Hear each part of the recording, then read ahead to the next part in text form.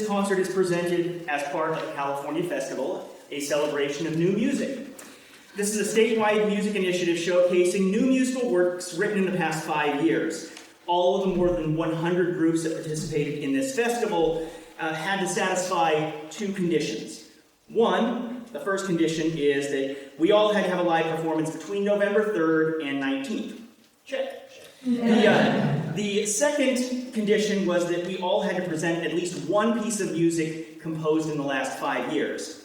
And when I presented this idea to our artistic directors, Mike and Debbie, I thought this second condition was an interesting challenge for a Gilbert Sullivan repertory company, since Gilbert and Sullivan have both been dead for more than a century, and neither are creating new works anymore. So, when we performed IOLANTHE in summer 2022, I learned early drafts of the libretto included an aria for the ingenue Phyllis, but that it was cut sometime before opening night. It is not known how far Sullivan progressed in setting the text, and even if he did compose the music, the aria is long lost in history. However, Gilbert's words do exist, and when I read them in the context of the scene for which they were intended, I was surprised the aria was cut. And since Sullivan's music didn't exist, I decided to set it myself. So here is the first of 2 pieces on our program tonight, composed within the last 5 years. And we're going to present the entire scene from IOLANTHE so everybody can see how the aria fits within the context of the opera. Thank you. I can't think why I'm not in better spirits. I'm engaged to 2 noblemen at once. That ought to be enough to make any girl happy. But I'm miserable. Don't suppose it's because I care for Strephon, for I hate him. No girl could care for a man who goes about with a mother considerably younger than himself.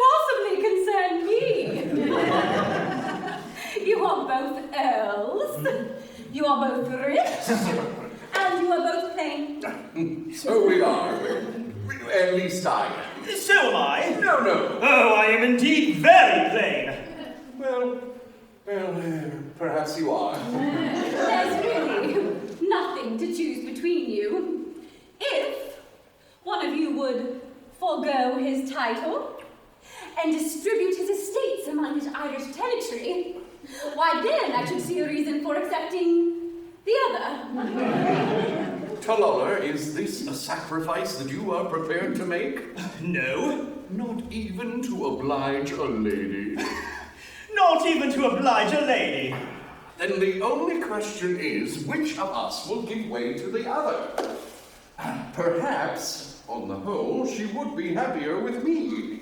I don't know, I may be wrong. No, I don't know that you are. I rather believe she would. But the awkward part of the thing is, if you rob me of the girl of my heart, we must fight, and one of us must die. It's a family tradition I have sworn to respect. It's a painful position, for I have a very strong regard for you, George. My dear Thomas. You are very dear to me, George. We were boys together. At least I was. If I were to survive you, my existence would be hopelessly embittered. Why, then you must not do it. I say it again and again. If it will have this effect on you, you must not do it. No, no. If one of us is to destroy the other, let it be me. No. Yes, yes, by a boyhood friendship, I implore you. Well. Be it so. But, no, I cannot consent to an act which would crush you with unavailing remorse. But it would not do so. Oh, I would be very sad at first. Who wouldn't be? But it would wear off. I like you very much, but not perhaps as much as you like me. George, you're a noble fellow, but that telltale tear betrays you. No, George, you are very fond of me, and I cannot consent to give you a week's uneasiness on my account. Oh, my dear Thomas, it would not last a week. Remember, you lead the House of Lords. Upon your demise, I would take your place. Oh, Thomas, it would not last a day. Now, I do hope you're not going to fight about me, because it really isn't worthwhile. Well, I don't believe it is. Nor I. The sacred ties of friendship are paramount.